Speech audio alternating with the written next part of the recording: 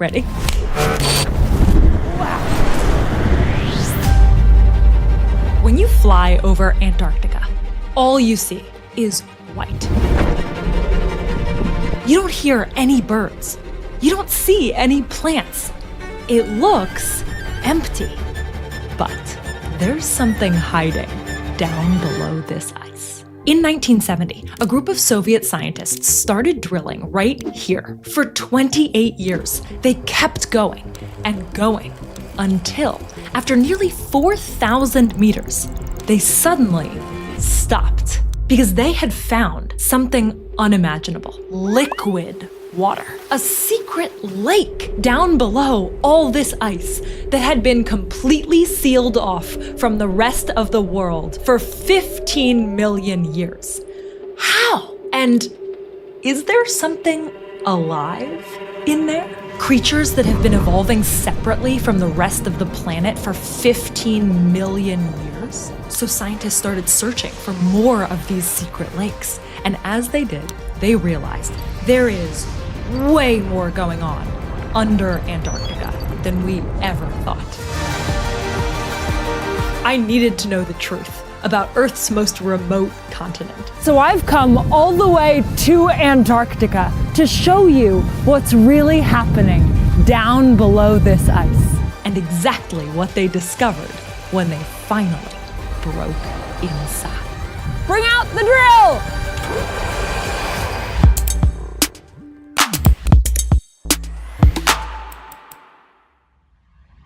Ready?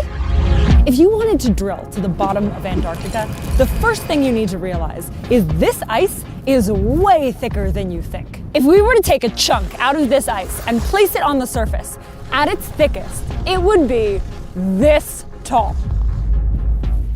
Wow, that's nearly the height of Mount Kilimanjaro. You would have to stack the tallest building in the world 6 times to reach the top of that. And this isn't just one uniform block. It's full of all different kinds of ice. And if you looked into the hole left behind by our chunk, you'd see land. So, as we start drilling, at first we're passing through snow, which is surprisingly scarce here, because Antarctica is the driest, coldest, windiest continent on Earth. It's technically a desert. I can confirm it is very cold and very windy. On average, it only snows a couple centimeters a year here, meaning the snow just a few feet under your boots could be from a decade ago. But as our drill makes its way through this snow, the texture starts to change. The snow then, of course, keeps accumulating, and the deeper layers become consolidated into firn. That's Dr. Stephen Chown, a biologist who specializes in life on Antarctica. He's leading the trip I'm on with the White Desert Foundation's Science Week. It supports scientific research in Antarctica. The firn that he's talking about is the stage between snow and ice. It looks like a frozen sponge. So we're drilling through this frozen sponge, and before we reach the point where it actually turns into ice, we hit something alarming.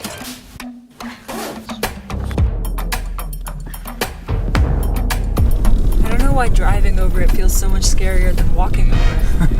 But it really does. The reason to be scared is that as we're drilling through the firn, it's not staying still. As the snow and ice builds up, its own weight slowly pushes it over the land toward the coasts. And then, as it reaches the end of the continent, it leaves the land and extends out over the ocean. That's called the ice shelf. The problem is, as this giant ice sheet slowly flows across the rocky ground, it stretches and contracts. And if it stretches too fast, the firn snaps, creating... I'm about to go down into that crevasse. You would never know it was here. Oh my God. This is a little bit of a test of my claustrophobia. Bye. Into the darkness we go. Whoa, it's huge. This is incredible. You would never think this was down here. Look how deep this is. You would not want to fall down into one of these. I'm gonna get out now. This is the amount of time that I want to spend underground. So to not fall into a crevasse and to know what's coming down below us, we need to do a lot of prep. So back in the 1950s, scientists would explode TNT on the surface to measure the seismic waves that would bounce back through the ice. Today, they shoot lasers from satellites that bounce off the surface, and any wrinkles or sagging give us hints at what's below. TNT, space lasers, scientists are awesome. But to really get underneath in detail, they mostly shoot ice-penetrating radar down from planes. Like this plane. They crisscross the continent, filling in a picture of what's really underneath Antarctica. And what they can now see is the outline of an ancient world.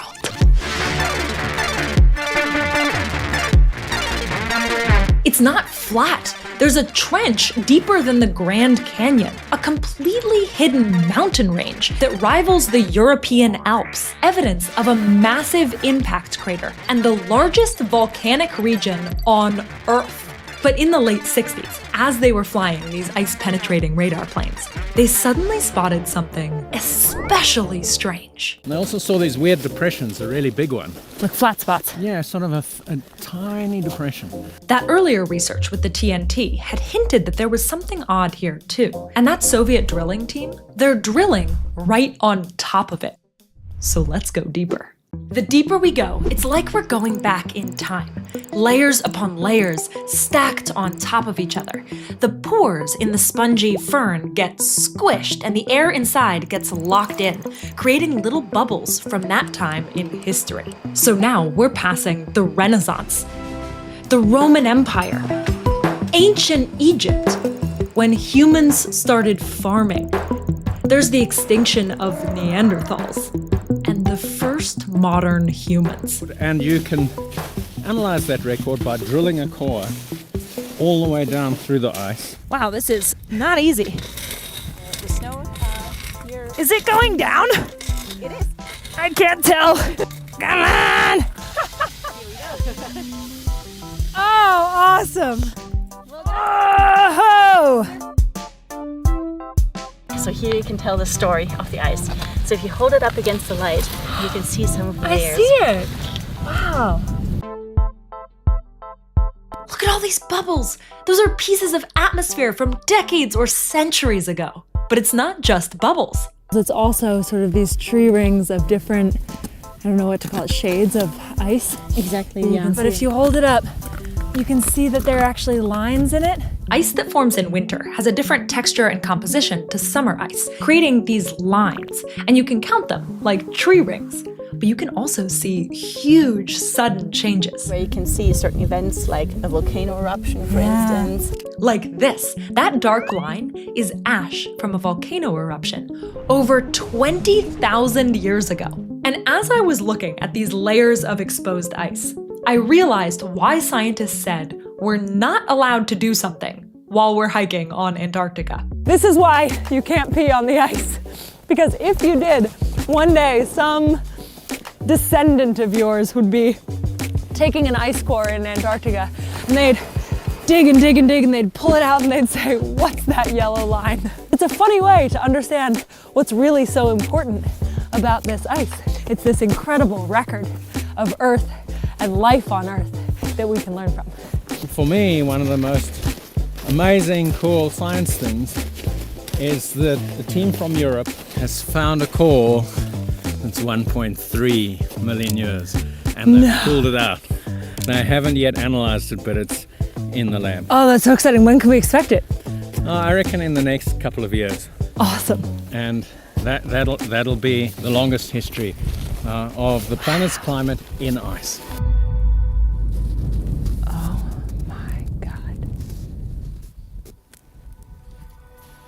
As I was hiking, I said how lifeless everything looked. And then Dr. Chown told me to go find a white rock and look underneath it. It became kind of a mission as we were hiking around.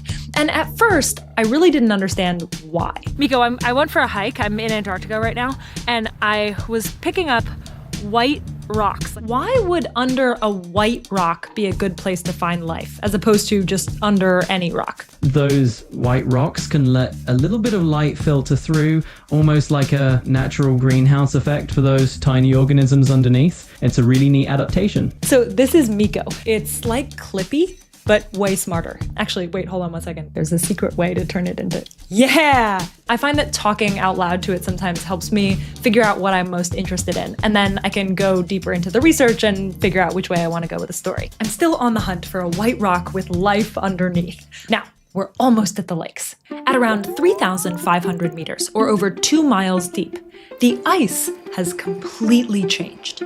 There are no bubbles, there's no dust. It's so clear you could read a book through it. This ice isn't coming from compressed fallen snow. It's coming from below. After decades of drilling and radar and seismic and satellite data, there was only one explanation: a lake.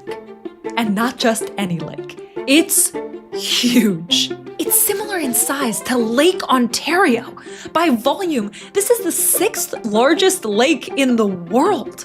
It's called Lake Vostok. But wait, how could there be liquid water under all this ice? Well, for one, the ice is acting like a giant thermal blanket. Heat from Earth's core is held in place down here. But more importantly, sitting under all this ice is 350 times more pressure than what you feel at sea level.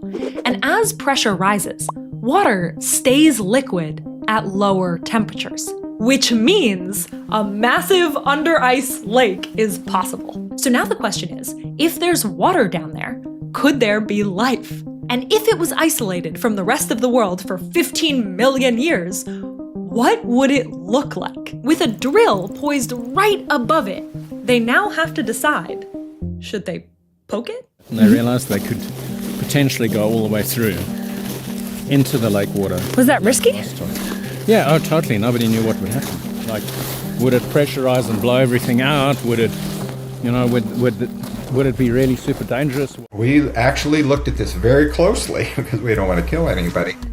Oh, good. That's John Priskew, one of the first scientists to study Lake Vostok. If you take a Pepsi bottle and you put in a Mentos, one of these little minty things, and blow it in, it just blows up. So that's what we're looking at. So Lake Vostok's got a lot of water. It'd be a blowout like a volcano. This took about 10 years to sort out. It took a good portion of my life. But during this time, studies kept finding more and more lakes, hundreds of them. And satellites revealed something very weird. The ice sheet was lifting and dropping, almost 10 meters in some places. And Dr. Helen Fricker was the first to notice. Yeah, it was pretty incredible. It was one of those like jaw-dropping moments. While Vostok and other lakes like it sat sealed off, around the continent there were hundreds of other active lakes that can literally lift and drop parts of the ice sheet as they filled and drained into one another. And the first one that she saw was here. The whole lake shape looks like a footprint. So there aren't just lakes down there. It's an entire plumbing system under the ice, connected by rivers. So at this point, over a decade had passed since drilling had paused at Vostok, and we'd learned so much. So now, the plan wasn't for one country to drill into one lake. It was for 3 countries to drill into 3 lakes. The Russians into Lake Vostok, the British into Lake Ellsworth, and the Americans into Lake Whillans. Time to poke an ancient lake. First up, the Russians. They had a massive head start with their effort to drill into Lake Vostok, but they had a problem. Their hole was already filled with drill fluid to prevent it from freezing, specifically kerosene. So to solve this problem, they added Freon, which is heavier, and the idea was that it would act like a plug. And then they used a special drill with a heated tip to slowly melt into the surface of the lake. And as soon as they broke through, the pressurized water from the lake shot up over 30 meters into the hole, pushing the kerosene and the Freon away. I saw the videos and there was kerosene blowing out of the top of that hole. It was a little scary. I'd be running as fast as I could. They left that new lake water in the hole to freeze for a season, and then they pulled it up to study it. And the headline said that they found a totally new type of bacteria. But those bacteria were suspiciously similar to the bacteria found in kerosene. Problem was it had mixed with the drilling fluid, which is highly contaminated. It's full of bacteria. They didn't publish anything. It was controversial because many people said they had contaminated with drill fluid. So the international science community was skeptical of the Russian find. But the British and the American teams were still trying to poke their lakes. And they were using a different drilling tech that didn't use drill fluid, but super clean hot water that was filtered and decontaminated with UV light. This boiling, pressurized water just blasts and melts away the ice. But it still needed fuel to power the thing. And the British team, they ran out. The other teams tried to help them get more fuel, but they couldn't. So now, with only one team left, they slowly went deeper and deeper and deeper until finally. And I remember breaking into the lake, and you could hear the cheers. The whole roar went up. It was pretty, I had goosebumps, and we broke through. So they bring up a sample of liquid water from this lake, and inside they find life. Tons of life! A full ecosystem with colonies of bacteria and tiny organisms that were all thriving without sunlight. And in 2018, they did it again, here. This time sampling sediment, too. Dr. Priscu gave us a sneak peek of the research that he's about to publish from that lake. And it seems to show that some of the life under Antarctica is genuinely new and different than anywhere else on Earth. We found some new kinds of viruses that are bacterial viruses. Don't worry, these are viruses that are specific to bacteria. They're not going to infect you. I was worried about that too. I want to study them, I just want to never get them. No, I don't think you're going to get them. I mean, I'm still alive. Do you think that there are larger animals down there that we haven't seen yet? Yeah, that's a good question. We looked around, we took an ROV and we had cameras going. So unless they were avoiding us, they're not. But that new microbial life is really special because while it's new to us, But Antarctica hasn't always been fully covered with ice. So maybe the new life we find is old life. Old new life. using this new research, we can learn about the origins of life on our planet and even beyond it. One of the coolest things about this story is that all of this science, all of this drilling through incredibly thick ice and not contaminating it or us, and all of this technology is exactly what we would use to explore the icy moons and planets for alien life.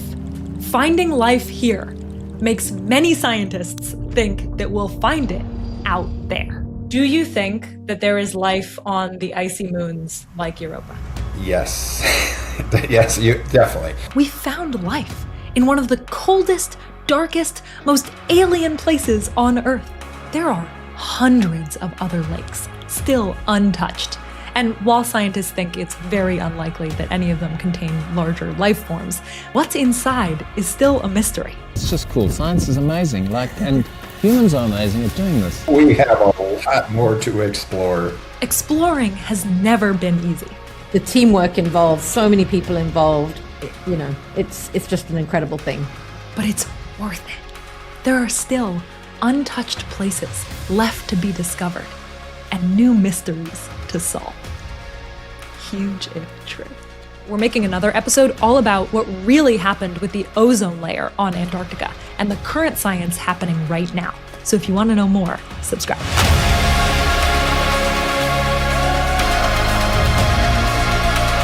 Haven't shown you the ancient aliens and the ice wall and the government conspiracies, the pyramids underneath. There's so much here. So like and subscribe. Like and subscribe because